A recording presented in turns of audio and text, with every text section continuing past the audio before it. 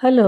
అలా మా Gujarat trip end అవ్వడానికి మరి ఈరోజు మాత్రమే ఉంది. అహ్మదాబాద్ చేరుకున్నాం హోటల్ సినారెలో మా బస. ఈరోజు మేము చూడవలసిన స్థలాలు రాణి కా బావ్ మరి సబర్మతి ఆశ్రమం. ఈవినింగ్ మా ఫ్లైట్ టు వైజాగ్. రాణి కా బావ్ రాణి ఉదయమతి ద్వారా నిర్మితమైంది 11th సెంచురీలో.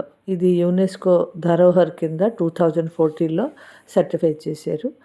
ఇది 11 అంతస్తుల లోతులో ఉందన్నమాట. రెయిన్ వాటర్ హార్వెస్టింగ్ ఆ రోజుల్లో చేశారు. అవన్నీ చుట్టుపక్కల చాళుక్యుని శైలిలో కట్టడం అయినది.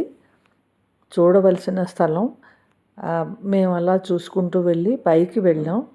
పైన ఎలా ఉందో చూద్దామని. ఇది 100 రూపీస్ నోట్లో కూడా ప్రింట్ అయి ఉంటుంది రాణి కా బావ్ అని.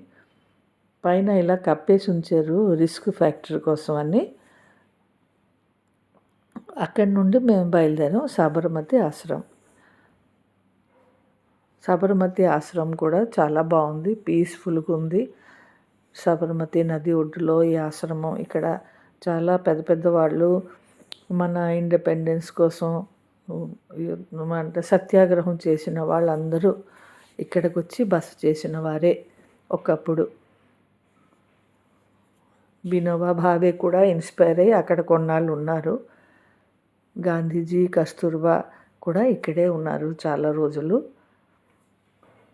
మీరాబాయి అని ఫారెన్ లేడీ, ఆమె కూడా ఇన్స్పైర్ అయ్యి ఇక్కడ ఉంది. చూడవలసిన స్థలం. ఇలా జీవితాంతం నెమరు వేసుకునే మధుర క్షణాలతో రిటర్న్ అయ్యాం.